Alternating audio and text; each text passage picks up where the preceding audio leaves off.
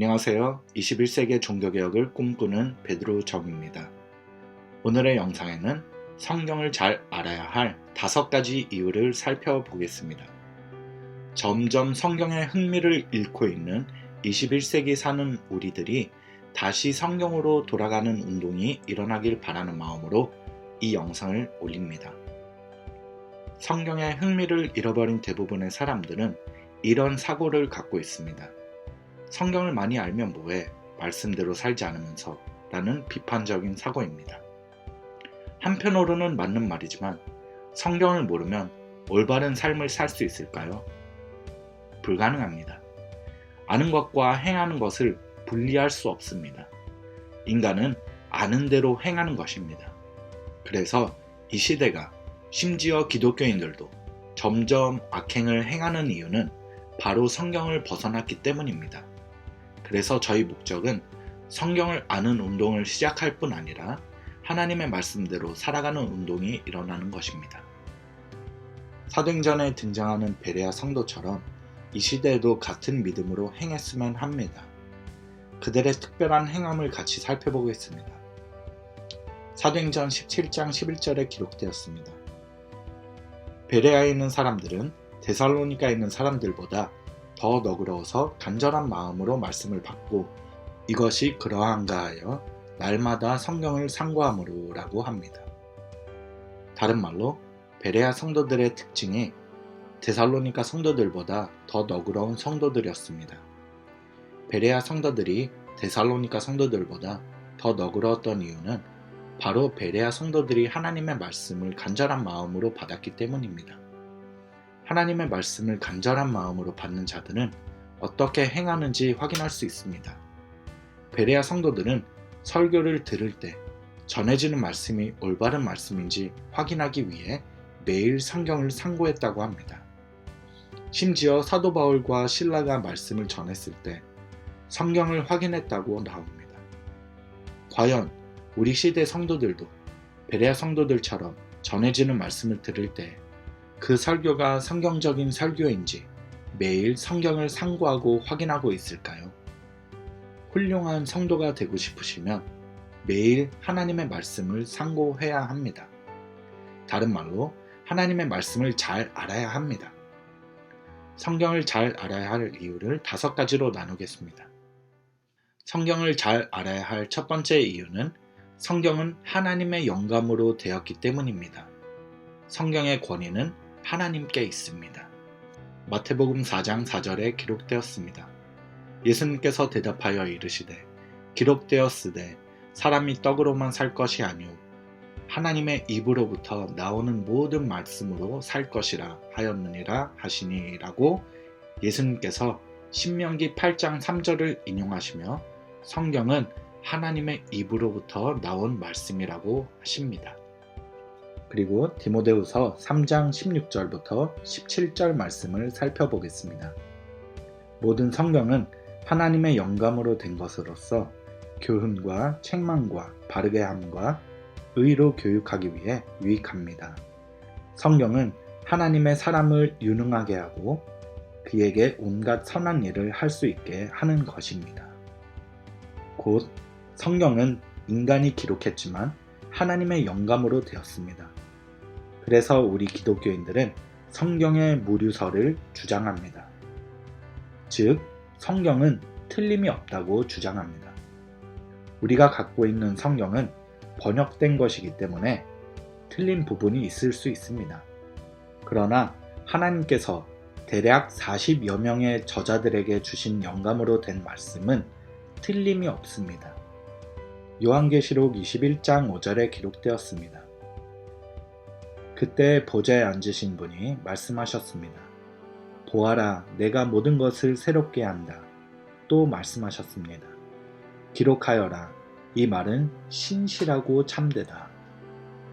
성경은 신실하고 참됩니다. 그렇기 때문에 틀림없습니다. 히브리서 4장 12절에 기록되었습니다. 하나님의 말씀은 살아있고 힘이 있어서 어떤 양날 칼보다도 더 날카롭습니다. 그래서 사람 속에 꿰뚫어 혼과 영을 갈라내고 관절과 골수를 갈라놓기까지 하며 마음에 품은 생각과 의도를 밝혀냅니다. 곧 성경은 실수가 없습니다. 성경의 약속은 반드시 이루어집니다. 그리고 성경은 하나님의 말씀으로서 영원합니다. 데살로니가 전서 2장 13절에 기록되었습니다. 우리가 하나님께 끊임없이 감사하는 것은 여러분이 우리에게서 하나님의 말씀을 들을 때 사람의 말로 받아들이지 아니하고 실제 그대로 하나님의 말씀으로 받아들였기 때문입니다. 이 하나님의 말씀은 또한 신도 여러분 가운데서 살아 움직이고 있습니다. 곧 성경의 권위는 하나님께 있습니다. 심지어 설교자들이 하나님의 말씀을 선포할 때 설교자의 권위는 하나도 없습니다. 갈라디아서 1장 8절부터 9절에 기록되었습니다. 그러나 우리나 혹은 하늘로부터 온 천사라도 우리가 너희에게 전한 복음 외에 다른 복음을 전하면 저주를 받을지어다.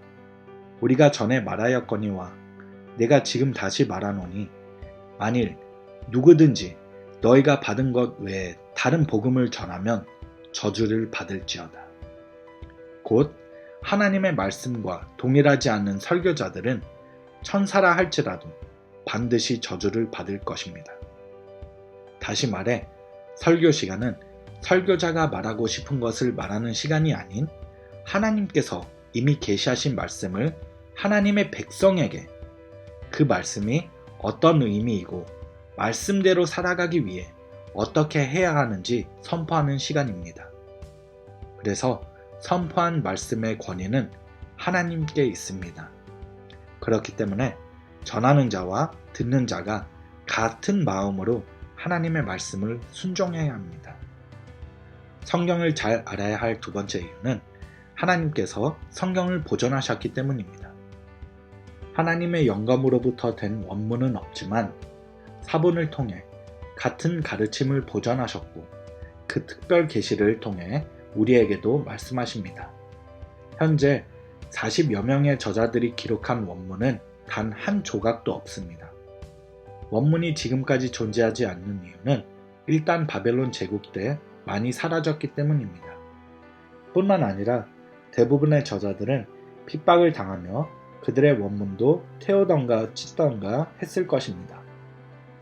우리가 말하는 원어 성경은 즉 히브리어와 헬라어 성경은 사본입니다. 현재 존재하는 사본은 히브리어로 구약 성경은 대략 3,000가지 사본입니다. 그리고 구약 성경을 헬라어로 번역된 70인역 성경은 1,500가지 사본입니다. 그리고 헬라어로 신약은 5,700가지 사본입니다. 그리고 신구약 성경을 라틴어로 번역한 벌게이트 성경은 1,500가지 사본입니다. 원문이 없는데 어떻게 믿을 수 있습니까? 라고 생각할 수 있습니다. 그러나 앞서 말씀드렸던 사본들을 비교하면 거의 차이가 없습니다. 원문과 거의 똑같다고 볼 수 있습니다. 그만큼 사본을 쓴 서기관들은 훌륭한 분들이었습니다. 이 사본들은 복사기에서 사본을 뽑은 사본들을 의미하는 것이 아닙니다. 당시 서기관들이 직접 쓴 사본을 의미합니다. 서기관 직업은 당시 엘리트만 맡을 수 있는 일이었습니다.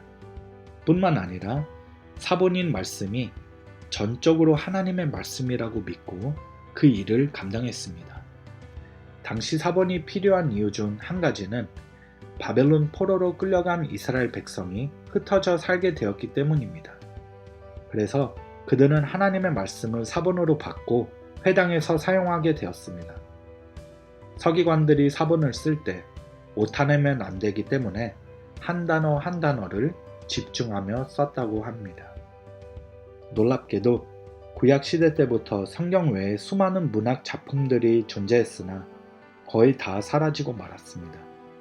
그러나 하나님께서 성경을 사본으로 21세기에 사는 우리들까지 존재하게 기적적으로 보호하셨습니다. 예레미야 1장 11절부터 12절에 기록되었습니다.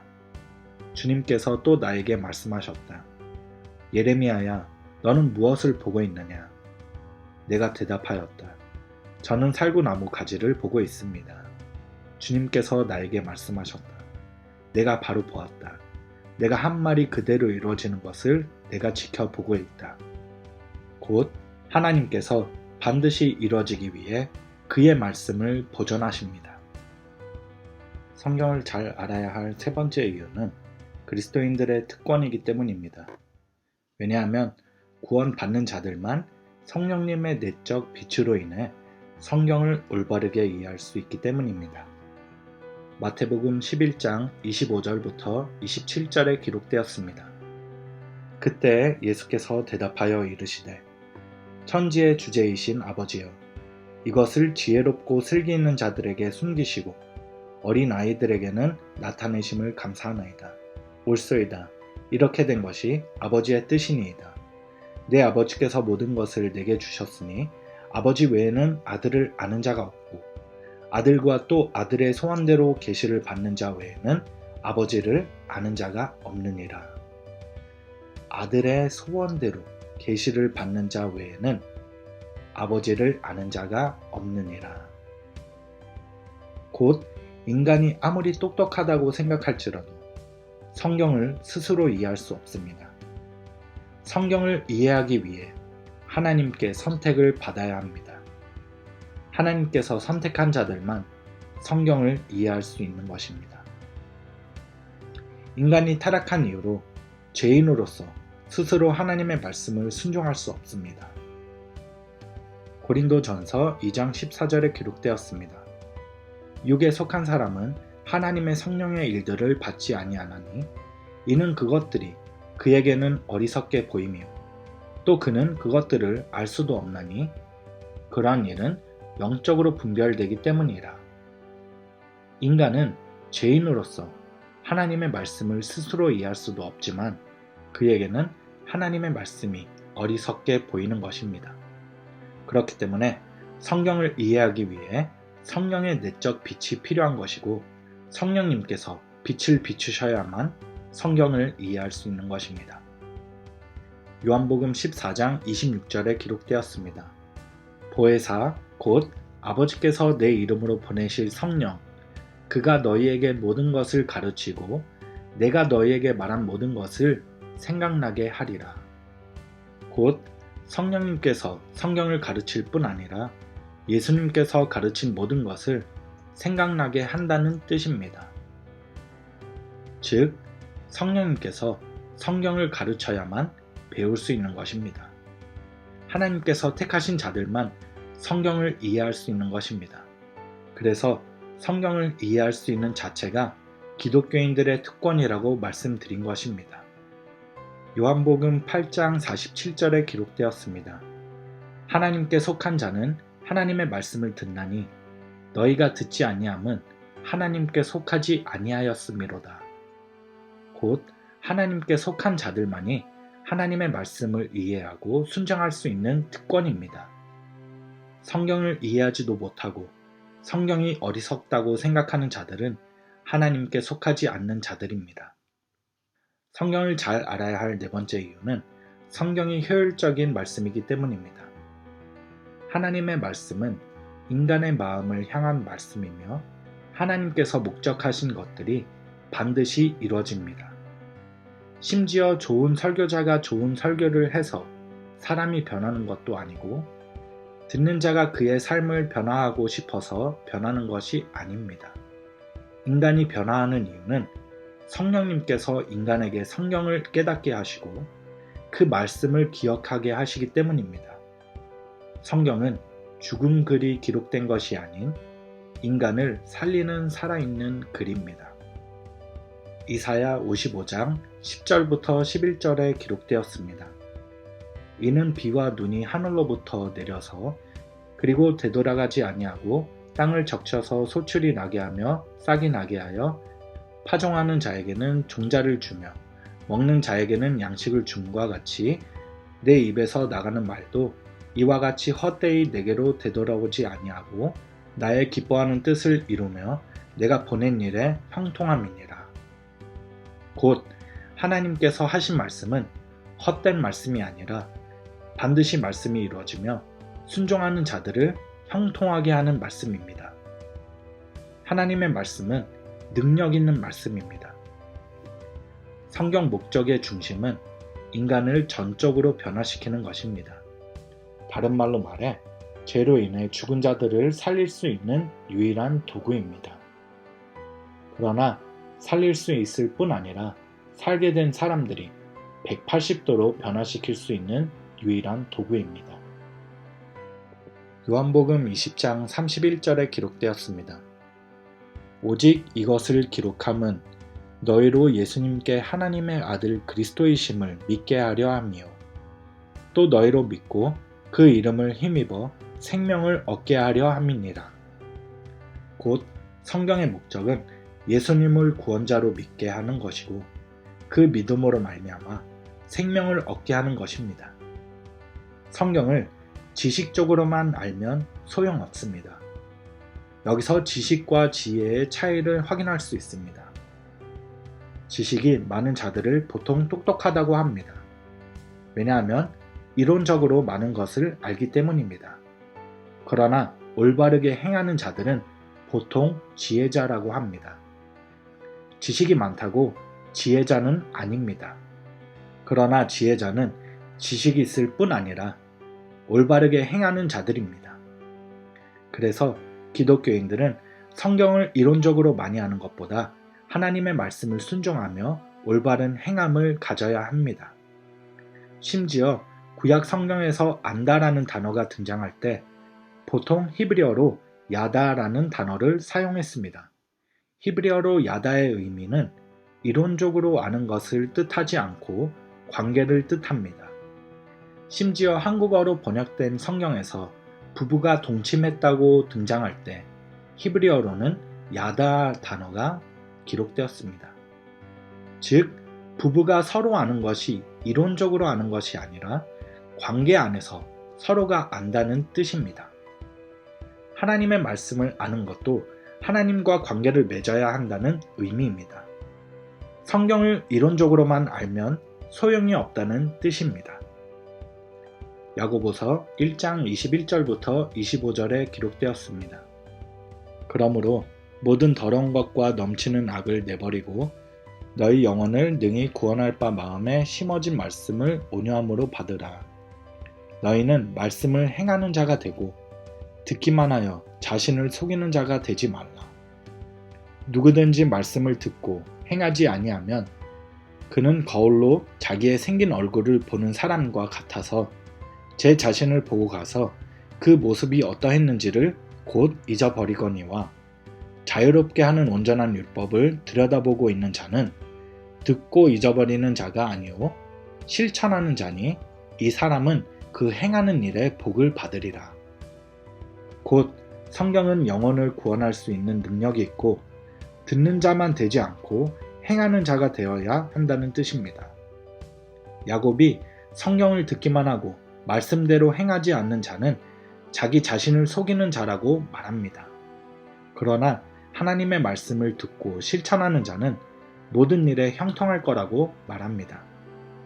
신명기 29장 29절에 기록되었습니다. 감추어진 일은 우리 하나님 여호와께 속하였거니와 나타난 일은 영원히 우리와 우리 자손에게 속하였나니 이는 우리에게 이 율법의 모든 말씀을 행하게 하심니라. 곧 하나님께서 계시하신 말씀은 우리와 우리 자손에게 속한 것이고 성경대로 행하기 위해 계시된 것이라는 뜻입니다. 성경을 잘 알아야 할 다섯 번째 이유는 성경은 다양성에 단일성이 있기 때문입니다. 앞서 말씀드렸듯이 성경을 완성시키기 위해 하나님께서 최소한 40여 명에게 영감을 주셨습니다. 그리고 최소한 2000여 년을 거쳐 완성시키셨습니다. 대략 BC 1500년 모세로부터 AD 100년 요한으로 성경을 완성시키셨습니다. 하나님께서 구약 성경 39권 그리고 신약 성경 27권을 기록하셨습니다. 구약과 신약 사이에 400여 년에는 신구약 중간기라고 불리는 시대입니다. 구약 성경을 마지막으로 기록한 말라기 선지자 이후로 400년 동안 하나님께서 계시하시지 않는 시대입니다. 그래서 하나님의 침묵 시대라고도 불립니다. 자, 다양한 저자들과 다양한 시간과 공간과 문화 환경 속에서 기록된 말씀이지만 성경이 단일성이 있다는 것이 놀랍지 않습니까?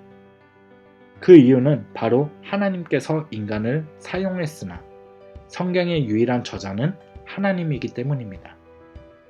성경은 스스로 모순되지 않습니다. 그렇게 보일지라도 모순되는 부분을 성경 전체와 연결하면 절대 모순되지 않습니다. 시편 19편 7절에 기록되었습니다. 여호와의 율법은 완전하여 영혼을 소성시키며 여호와의 증거는 확실하여 우둔한 자를 지혜롭게 하며. 곧 하나님의 말씀은 완전합니다. 성경이 스스로 모순될 수 없습니다. 욥이 고백했듯이 우리도 고백했으면 좋겠습니다. 욥기 42장 2절에 기록되었습니다. 주께서는 못하실 일이 없사오며 무슨 계획이든지 못 이루실 것이 없는 줄 아오니. 곧 욥이 하나님이 전능자이심을 고백했습니다. 하나님께서 인간을 구원하기 위해 2000여 년을 거쳐 40여 명을 통해 단일성 있게 성경을 완성시키셨습니다. 하나님께서 못하실 일이 없습니다. 성경 그 자체로 기적입니다. 그러나 그것으로 하나님께서 만족하시지 않습니다. 성경을 잘 알기 위해 먼저 베레아 성도들처럼 매일 읽고 연구해야 합니다. 두 번째로 성경을 잘 알기 위해 성령님을 의지해야 합니다. 세 번째로 성경을 잘 알기 위해 하나님의 말씀을 실천해야 합니다. 듣고 읽기만 하면 소용없습니다. 하나님의 말씀을 실천하는 저희들이 되길 소망합니다. 오늘의 영상에서 성경을 잘 알아야 하는 5가지 이유를 언급했습니다. 구독과 좋아요, 알림, 그리고 공유해 주시면 진심으로 감사하겠습니다. 이 채널을 많이 사랑해 주시고 다음 영상에서 뵙겠습니다. 감사합니다.